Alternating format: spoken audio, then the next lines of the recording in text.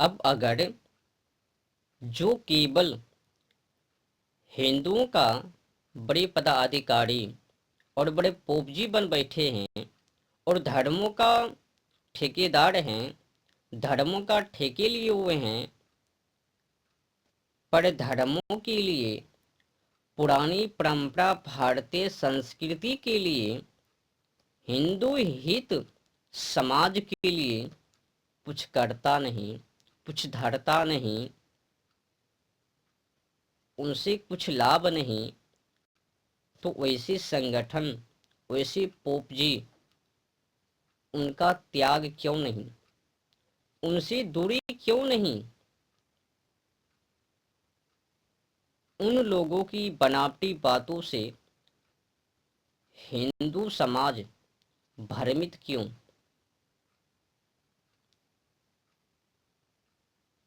उन लोगों के कहे अनुसार हिंदू समाज क्यों चल रहे हैं? जब उनसे लाभ नहीं, हित की भावना नहीं, उम्मीद नहीं, आशा नहीं, तो वैसे संगठन को रखकर, वैसे पोप जी को बनाकर का फायदा? जो केवल दिन रात वो अपनी बातों को बनाकर, बनावटी बातों को बनाकर समाजों में परोसता है और हिंदू समाजों से बलगलाता है, उनसे सच्चाई को छुपाता है, हिंदू समाजों को भ्रमित करता है कि नहीं नहीं, मैं तो केवल राम मंदिर। अब क्या जरूरत है हर एक मस्जिदों के नीचे शिवलिंग खोजना? ये कौन सी बीमारी है? क्या मैंने ऐसे ही ले लिया राम मंदिर को? आपकी भाषण से, बयानबाजी से ऐसा लगता है कि आप अभी अभी बीमार पड़ गए हो, बीमारी से ग्रस्त हो आप। फुटनीति को चमकाने के लिए कुछ भी बोल रहे हो, कभी कह रहे हो भाई है, कभी कह रहे हो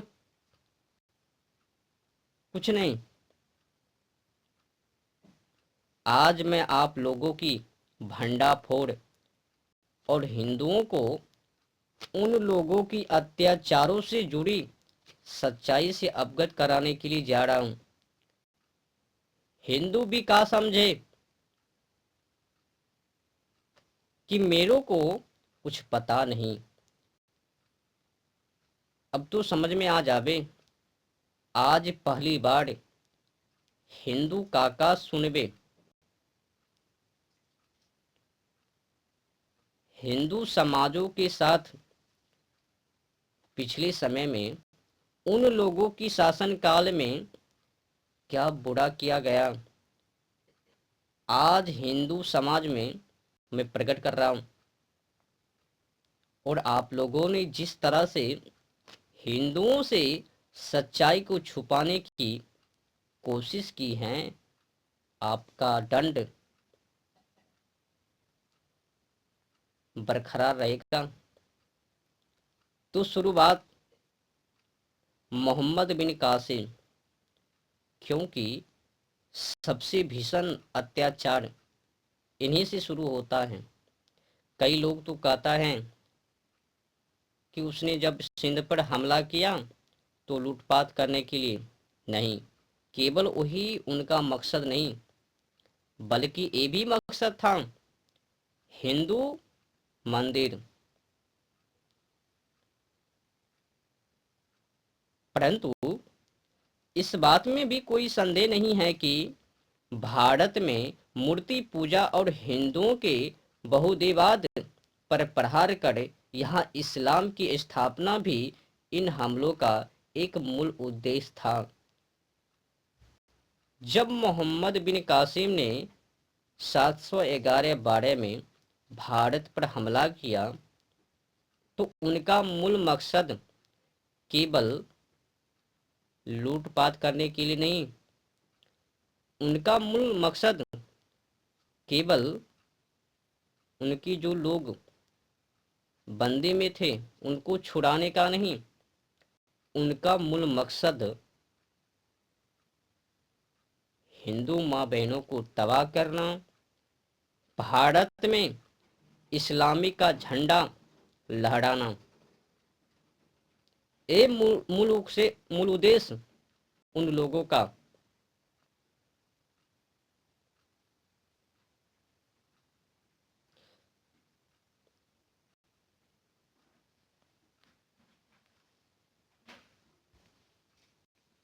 हज्जाज को भेजे गए एक पत्र में मोहम्मद बिन कासिम का यह उल्लेख है, राजा दाहिर के भतीजे उसके योद्धाओं और प्रमुख अधिकारियों को ठिकाने लगा दिया गया है।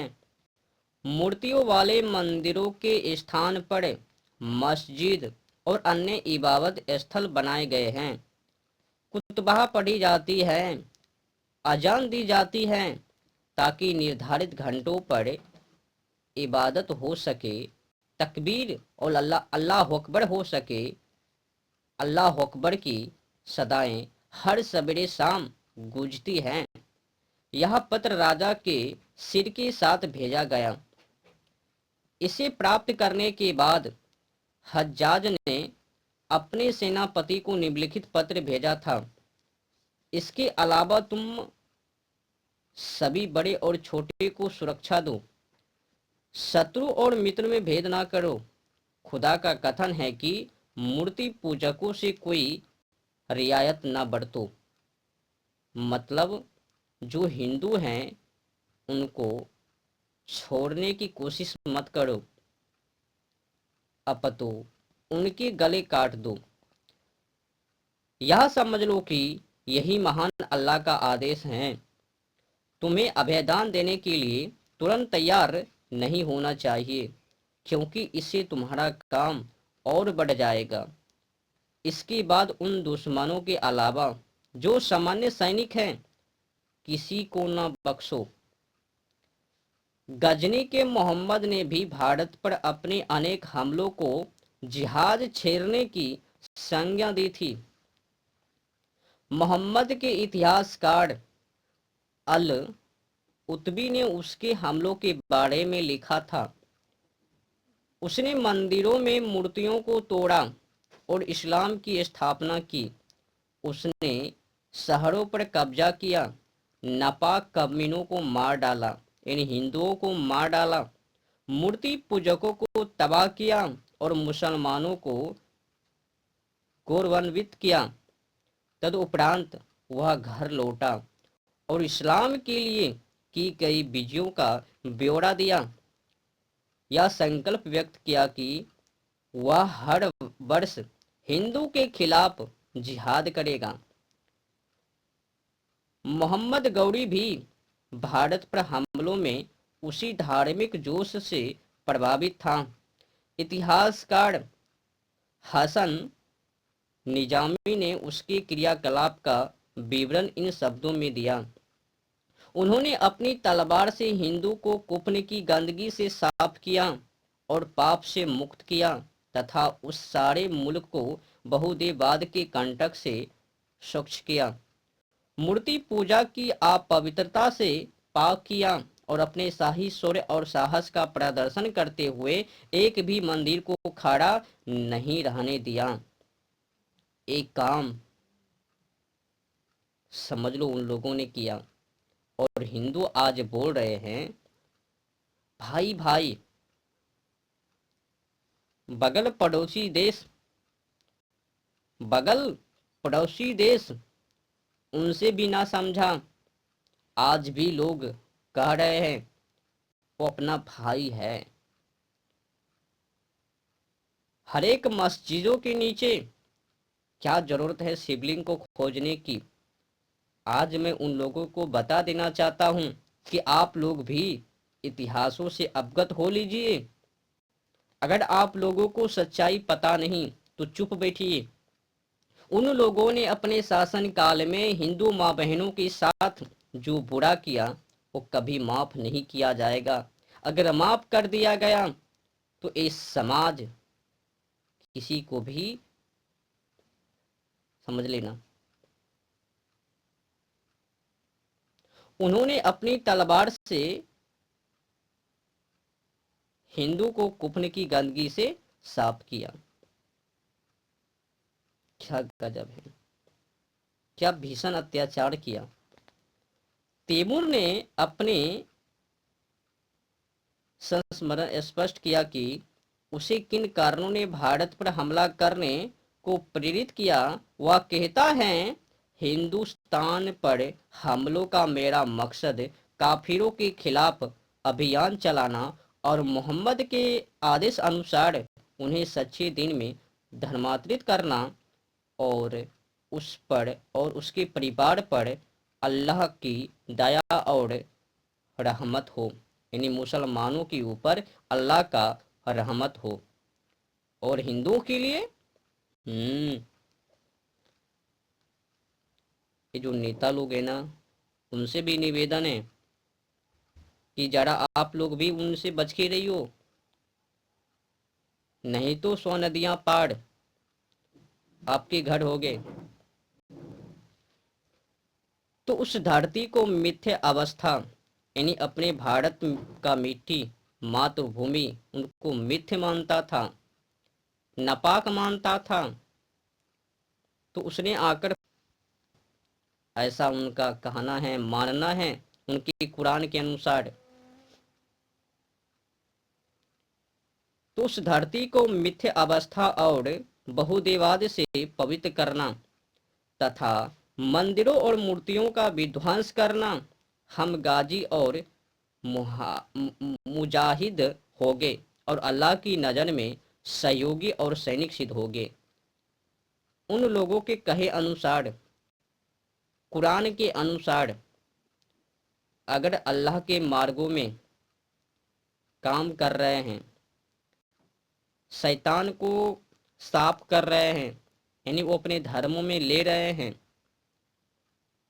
तो अल्लाह की नज़र में वो सैनिक हैं, अब वो मुक्ति पाएंगे।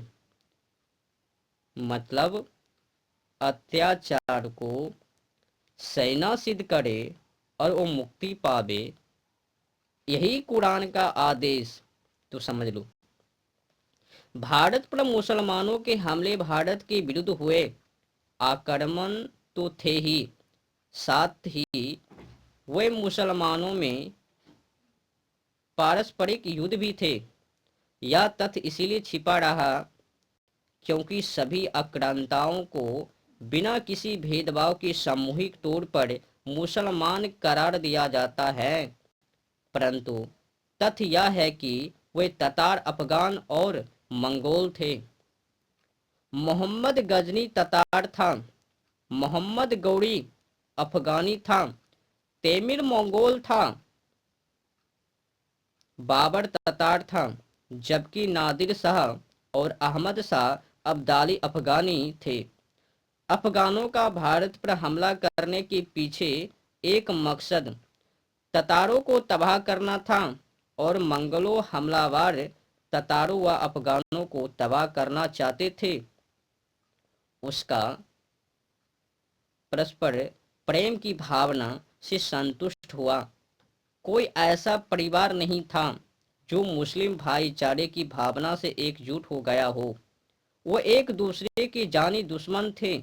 उनके युद्ध का मकसद एक दूसरे का सफाई करना भी था, मगर जिस बात को दिमाग में रखना महत्वपूर्ण है वह यह है कि अपने इन सभी विवादों और संघर्षों के बावजूद वो सभी एक सामूहिक उद्देश्य से प्रेरित थे। हिंदू धर्म का विध्वंस, भारत पर आक्रमण करने वाले मुसलमानों ने जो तरीके अपनाए वो भी उनके हमलों के मकसद को देखते हुए भारत के बाद इतिहास की दृष्टि से कम महत्वपूर्ण नहीं है। मोहम्मद बिन कासिम ने मजहबी जोश के साथ जो हमला पहला कार्य किया वह था देवलनगर पर अधिकार कर लेने के बाद वहां के ब्राह्मणों को खतना कराना, यानी परिवर्तन। परंतु जब उसे यह पता लगा कि वे इस तरह के धर्मांतरण पर आपत्ति उठा रहे हैं, यानी मानने को तैयार नहीं हैं, तो उसने 17 वर्ष से अधिक की आयु वाले सभी लोगों का वध करा दिया और यह आदेश दिया कि अन्य सभी, जिनमें औरतें और बच्चे भी शामिल थे, गुलाम बना लिया जाए। हिंदुओं के मंदिरों को लूटा गया और लूट की इस प्रचुर संपदा के 5वें हिस्से को अलग करके, जो कि सरकार का कानून हिस्सा था, शेष सारी संपदा सैनिक में बराबर बराबर बांट दी गई। मोहम्मद गजनी ने परम से ही ऐसी योजनाएं अपनाई जिनसे हिंदुओं के हृदय में आतंक व्याप्त हो सके। सन 1001 में राजा जयपाल को पराजित करने के बाद मोहम्मद ने आदेश दिया कि जयपाल को सड़कों पर घुमाया जाए, ताकि उसके बेटे और सरदार उसे लज्जा, कैद और अपमान की उस हालत में देख सके और देश भर के काफिरों के दिलों में इस्लाम की ताकत का खौफ बैठ जाए। काफिरों का संहार एक ऐसी बात थी जिसमें मोहम्मद को खास तौर के आनंद का अनुभव होता था। 1019 में चंद राय पर किए गए एक हमले में अनेक काफिरों को मौत के घाट उतार दिया गया अथवा बंदी बना लिया गया, और मुसलमानों ने लूट के माल को तब तक कोई महत्व नहीं दिया जब तक कि उन्होंने स्वयं को काफिरों तथा सूर्य और चंद्रमा के उपासकों के संघर्ष से तृप्त नहीं कर लिया। इतिहासकार ने बड़े सरल भाव से यह भी लिखा है कि हिंदू सेना के हाथी मूर्तियों को छोड़कर स्वतः मोहम्मद के पास आ गए। उन लोगों ने इस्लाम धर्म की सेवा करना ही श्रेयस्कर समझा। इतना लूटा, मारा, पीटा, तबाह किया, तंग किया हिंदुओं को, वो स्वयं ही चलकर मुस्लिम के चरणों में आ धमका। और आज हिंदू लोग, हिंदू के नेता, हिंदू संगठन के आदमी कह रहे हैं, चलो कम से कम समाज ये तो जान पावे कि उन लोगों की मनों में क्या चल रही है। तो हिंदुओं की बार बार हत्याओं से मोहम्मद खिलजी की बिहार विजय की तरह हिंदुओं को अपनी संस्कृति को गहरा आघात लगा। तबकाते नसीरी से हमें यह जानकारी मिलती है कि जब उसने नूदिया पर कब्जा कर लिया तो क्या हुआ। विजेताओं ने भयंकर लूटपाट की। वहां के अधिकांश निवासी ब्राह्मण थे जिनके सिर मुंडे हुए थे, उन्हें मौत के घाट उतार दिया गया। बहुत भारी संख्या में पुस्तकें प्राप्त हुई, परंतु उन्हें अर्थ स्पष्ट करने वाले कोई भी नहीं था, क्योंकि सभी लोग मारे गए थे, जबकि सारा किला और नगरी अध्ययन का एक स्थान था। इस मुद्दे पर उपलब्ध साक्ष्य का सारांश प्रस्तुत करते हुए डॉक्टर टाइटस ने कहा, मंदिरों के विध्वंस और प्रतिमाओं को अपवित्र किए जाने के पर्याप्त साक्ष्य उपलब्ध हैं। हम देख चुके हैं कि मोहम्मद बिन कासिम ने सिंध में बड़े योजनाबद्ध ढंग से विनाश की अपनी योजना को क्रियान्वित किया था, परंतु उसने राजस्व के मकसद से मुल्तान के एक सुप्रसिद्ध मंदिरों को छोड़ दिया था, क्योंकि यह मंदिर तीर्थ यात्राओं का आवास स्थल था, जो प्रतिमा के सामने काफी बड़ी मात्रा में उपहार समर्पित करते थे।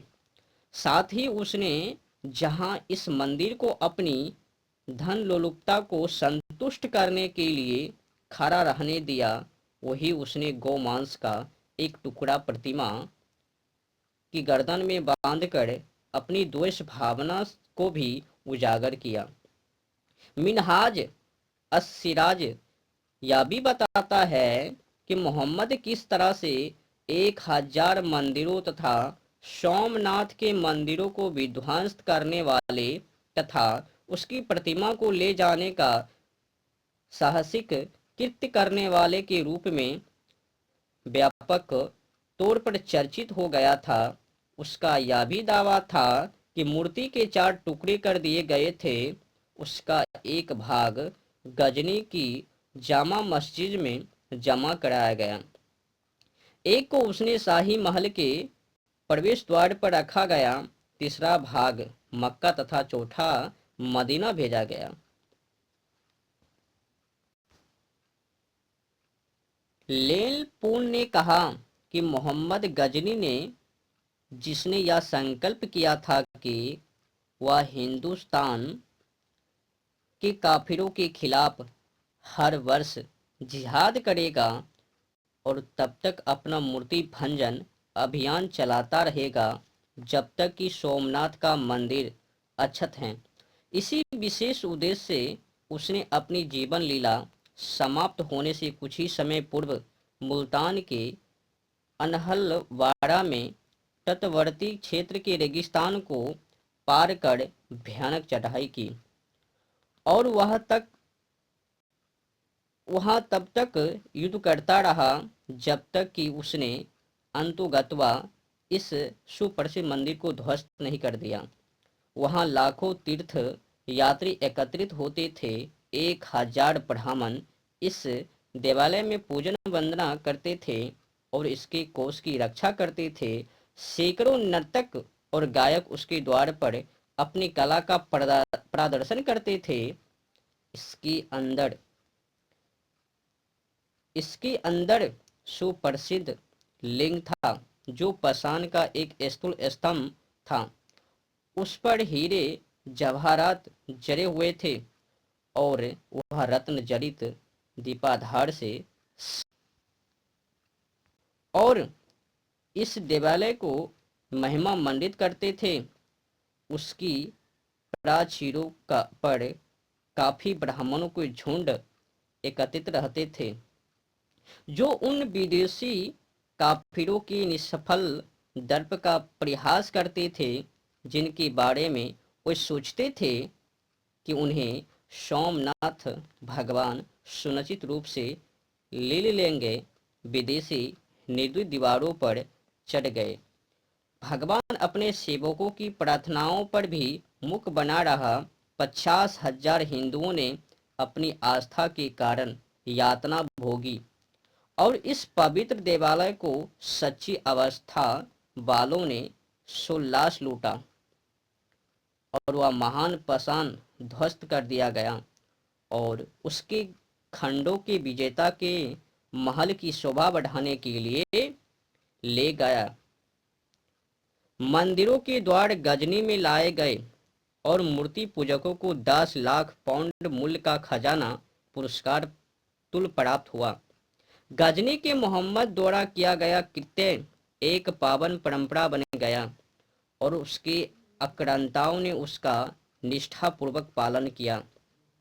डॉक्टर टाइटस के शब्दों में मोहम्मद गौरी ने, जो मोहम्मद गजनी का एक उत्साही उत्तराधिकारी था, अजमेर की विजय के दौरान मूर्ति वाले मंदिरों के स्तंभों और आधारों को ध्वस्त किया और उनके स्थान पर मस्जिद का निर्माण करवाया और मकतब बनवाए और इस्लाम के नियम और कानून की प्रथाएं तैयार कर उन्हें स्थापित किया।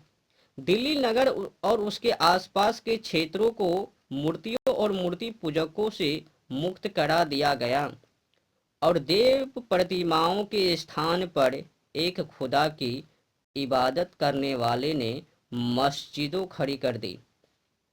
कहा जाता है कि कुतुबउद्दीन ऐबक ने भी लगभग 1000 मंदिरों को ध्वस्त कर उनके स्थान पर मस्जिद खड़ी की थी।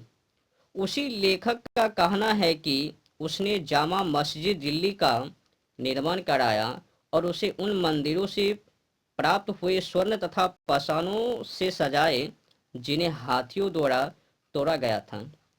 उसे उन शिलालेखों से भर दिया गया जिनमें कुरान के आदेश उत्कीर्ण थे।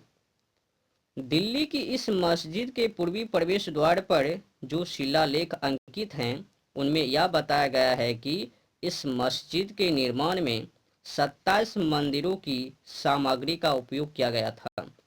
जामा मस्जिद की कुतुबउद्दीन ऐबक द्वारा बनाई गई इस मीनार के मुकाबले अलाउद्दीन ने दूसरी मीनार बनाने की जोश में अमीर खुसरो के कथा अनुसार पहाड़ियों से खोदकर पत्थर नहीं निकाल सके, अपितु सामग्री के लिए काफिरों के मंदिर को भी तोड़ा।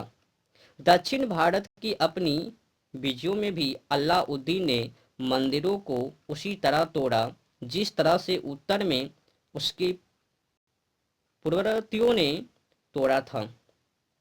सुल्तान फिरोज शाह ने अपने फातूहात में विस्तृत वर्णन करके यह बताया कि उसने उन हिंदुओं के साथ किस तरह से व्यवहार किया जिन्होंने नए मंदिर के बनाने का साहस किया था, जब उन्होंने पैगंबर के कानून के विरुद्ध, जिसमें यह घोषित किया गया कि यह सब सहन नहीं किया जाना चाहिए, शहर दिल्ली और उसके पास पड़ोस में ऐसा किया गया, तो मैंने खुदाई निर्देशों के तहत इन इमारतों को ध्वस्त कर दिया। मैंने काफिरों के उन नेताओं को मार डाला, अन्य को कोड़े लगवाकर तब तक दंडित किया कि जब तक उस बुराई की पूरी तरह उन्मूलन नहीं हो गया जिसमें काफिर और मूर्ति पूजक मूर्तियों की पूजा करते थे। खुदाई के रहमोरक से मुसलमान सच्चे खुदा के प्रति अपनी आस्थाओं का परिपालन करते हैं।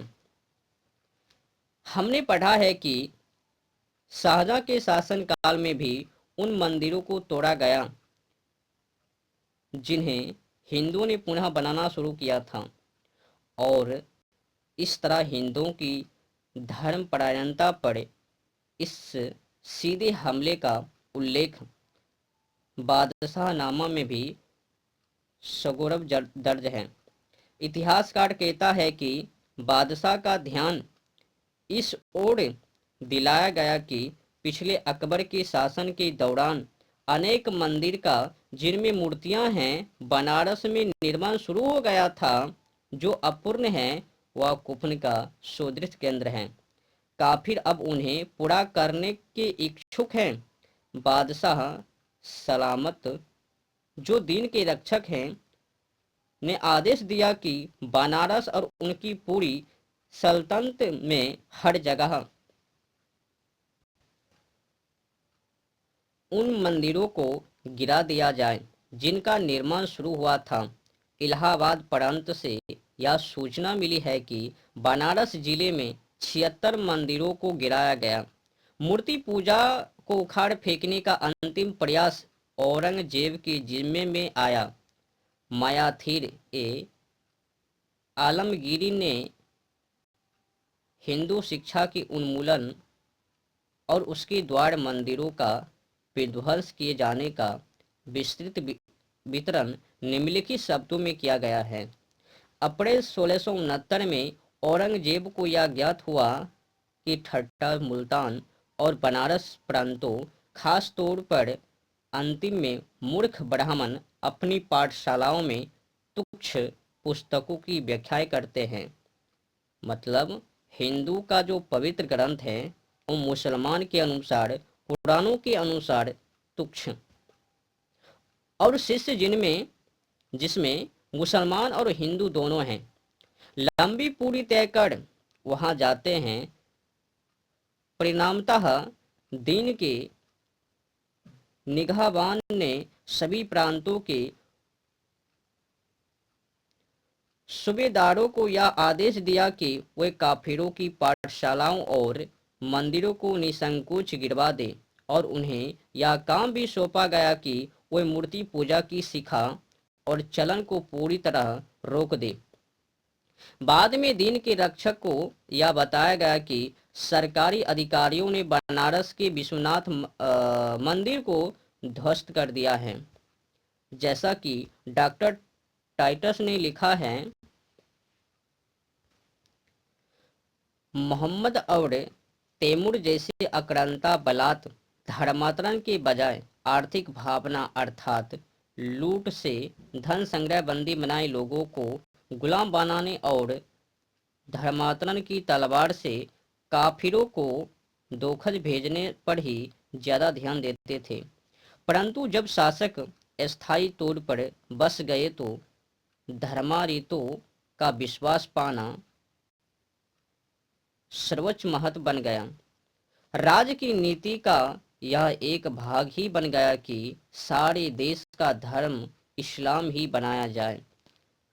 कुतुबुद्दीन ऐबक ने, जिसकी ख्याति मंदिरों को तोड़ने में लगभग उतनी ही थी जितनी 12वीं शताब्दी के अंतिम चरण और 13वीं शताब्दी के प्रारंभ में मोहम्मद की थी, धर्मांतरण के लिए ताकत का सहारा भी अक्सर लिया था।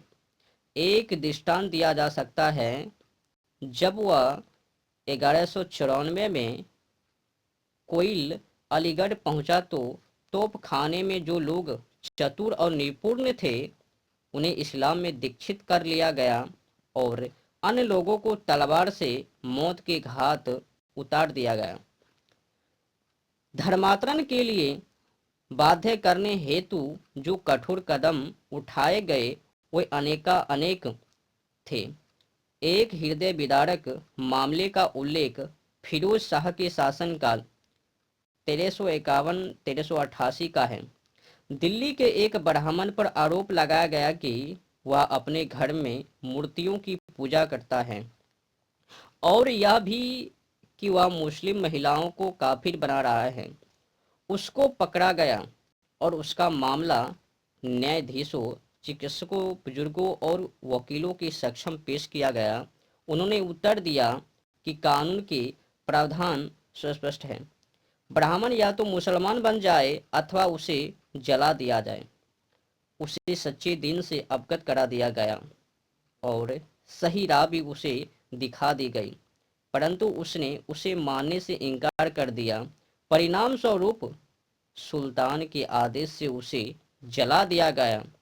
और टिप्पणीकार ने लिखा है कि कानून और इंसाफ के प्रति सुल्तान के गहन लगाव को देखो कि किस तरह से वह उसके आदेशों से सैनिक भी नहीं डिगते।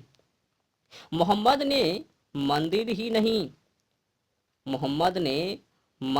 नहीं तोड़े, अपितु जिन हिंदुओं पर उन्होंने विजय प्राप्त की थी उन्हें गुलाम बनाना भी उन्होंने अपनी नीति बना ली। डॉक्टर टाइटस के शब्दों में इस्लाम के भारत से संपर्क में आने की प्रारंभिक अवधि में ही न केवल काफिरों का संहार और उनके मंदिरों का विध्वंस ही किया गया, अपितु जैसा कि हमने देखा है पराजितों में से अनेक गुलाम भी बन लिए गए। इन आक्रमणों में लूट के माल का सरदारों और सामान्य सैनिकों के बीच बंटवारा एक विशेष आकर्षण था। प्रतीत होता है कि मोहम्मद ने काफिरों की संहार, अनेक मंदिरों और पुजारियों की संपदा की लूट को अपने हमलों का एक विशेष उद्देश्य बना लिया था। बताया जाता है कि अपने पहले हमले में ही वह बहुत अधिक धन लूट का माल और आधे लाख सुंदर पुरुष और महिला हिंदुओं को गुलाम बनाकर गजनी ले गया था। 1070 में जब मोहम्मद ने कन्नौज पर कब्जा किया तो उसने इतनी अधिक संपदा लूटी और लोगों को बंदी बनाया कि उनकी गणना करने वालों की उंगलियां थक गई। 1019 के आक्रमण के बाद गजनी और मध्य एशिया में भारतीय गुलाम कितने आम हो गए थे उसका विवरण करते हुए उस समय का एक इतिहासकार कहता है, बंदियों की संख्या का अनुमान इस तथ्य से लगाया जा सकता है कि हर गुलाम को 2 से 10 तिरहम तक बेचा गया। बाद में एक गजनी ले जाए गए और सुदूर नगरों से व्यापारी उन्हें खरीदने आए और गोरे और काले धनी और निर्धन एक साझी दास्ता में जकर जकर कर लिए गए। सन 1202 में जब कुतुबुद्दीन ने कालिंजर पर अधिकार कर लिया, मंदिरों को मस्जिद में बदलने और मूर्ति पूजा का नाम निशान मिटाने के बाद 50,000 लोग गुलामी के बंधन में जकड़े हुए और मैदान हिंदुओं से ठसाठस भाड़ा कला सा दिखाई देने लगा। जिहाद में जो हिंदू पकड़े जाते, गुलामी ही उनका प्रबंध बनती थी, परंतु जब युद्ध नहीं होता था तब भी हिंदुओं का अपमान मुस्लिम आक्रांताओं के द्वारा अपनाए गए हथकंडों का कम महत्वपूर्ण भाग नहीं था। अलाउद्दीन के शासन काल में 14वीं शताब्दी के प्रारंभ में कुछ इलाकों में हिंदुओं ने सुल्तान को काफी परेशान किया था।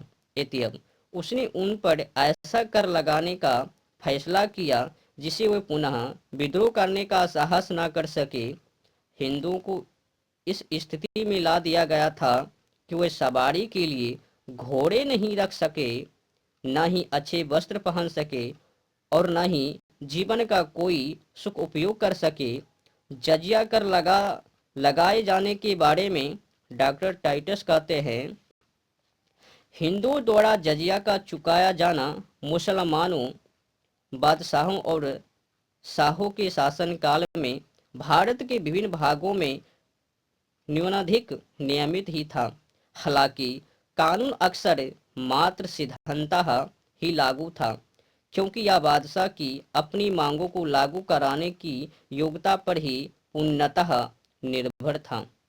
परंतु अंततः यह महान अकबर के शासनकाल के 9वें वर्ष में सारे मुगल साम्राज्य में हटा दिया गया, जबकि इससे पहले यह 8 शताब्दियों से भी अधिक तक भारत में मुस्लिम शासन का एक बुनियादी हिस्सा बना रहा था।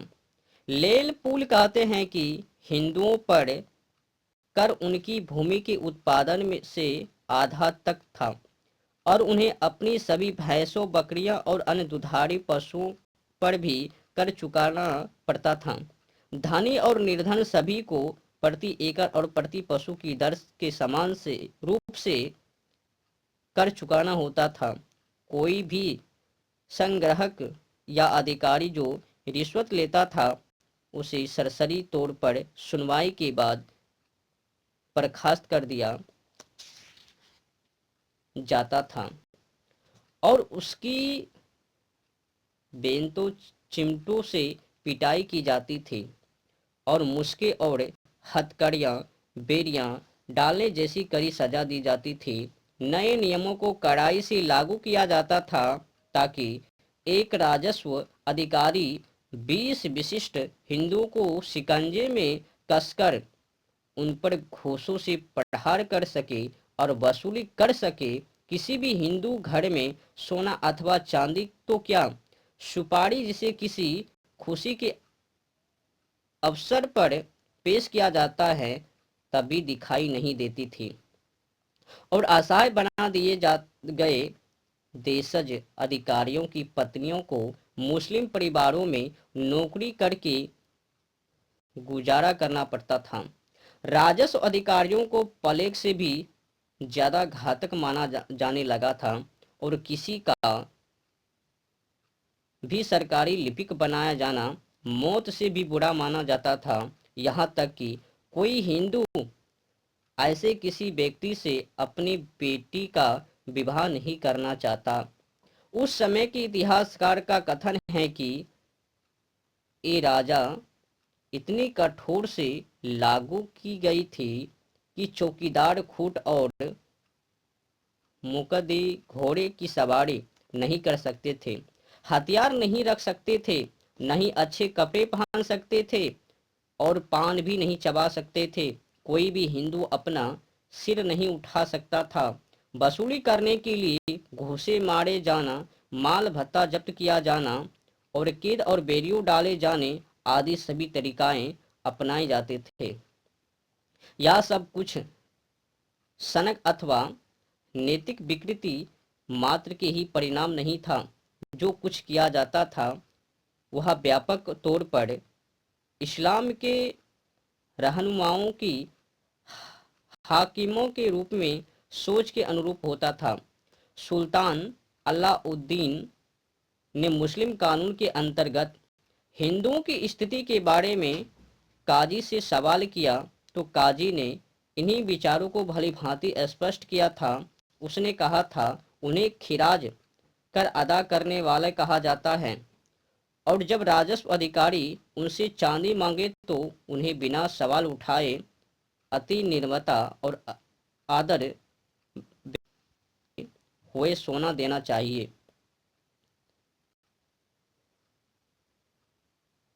यदि अधिकारी उनके मुंह में मैला फेंके तो उन्हें संकोच किए बिना अपना मुख खोलकर उससे ले लेना चाहिए। मुंह में मैला फेंके जाने और इस निब्र अदायगी से धर्म की अपेक्षित अधीनता ही व्यक्त होती है। इस्लाम का गरिमागान एक कर्तव्य है और दीन के प्रति अनादर दम है। खुदा उनसे नफरत करता है और उसका कथन है कि उन्हें दास्ता में रखो।